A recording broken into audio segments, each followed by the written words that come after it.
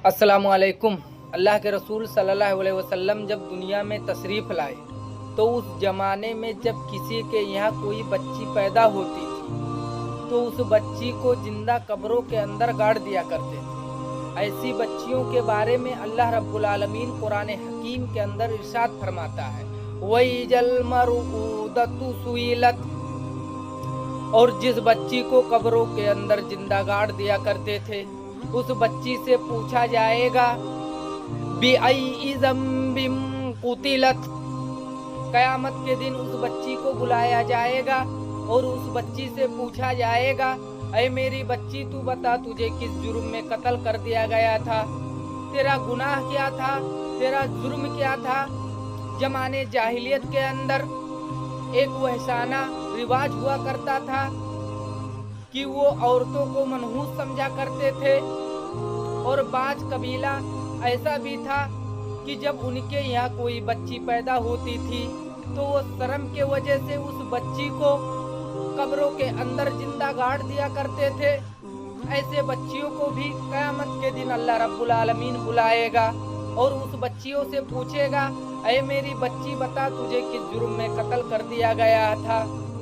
और जो बाप और जो माँ अपने बच्चियों को कंप्यूटर के द्वारा या सोनोग्राफी के द्वारा देखती हैं कि मेरे पेट के अंदर जो हमल है उस हमल में एक बच्ची है, और उस बच्ची को देखकर अबॉर्शन या हमल साकिब करवा देती हैं या ऑपरेशन भी करवा देती हैं और उन्हें दुनिया में आने से पहले उनका कत्ल कर दिया जाता है। ऐसे बच्चियों को भी क़यामत के दिन बुलाया जाएगा और ऐसे बच्चियों से भी पूछा जाएगा, ऐ मेरी बच्ची तू बता तुझे किस जुर्म में कत्ल कर दिया गया था। आज दुनिया में जब कोई कातिल कत्ल करके जाता है अदालत में तो जज उस कातिल से पूछता है कि तू बता तूने कत्ल किया है कि नहीं किया है।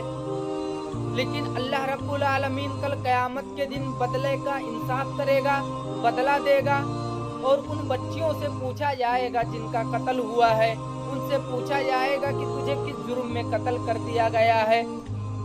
तो उस बच्ची कहेगी कि ऐ अल्लाह मेरे माँ बाप ने अपनी ख्वाहिशात पूरा किया था और जब मैं पैदा हुई तो मैं एक बच्ची पैदा हुई, यही मेरा जुर्म था। तो अल्लाह रब्बुल आलमीन ऐसे लोगों के लिए कुरान हकीम के अंदर इरशाद फरमाता है, वलहुम अज़ाबुन अज़ीम।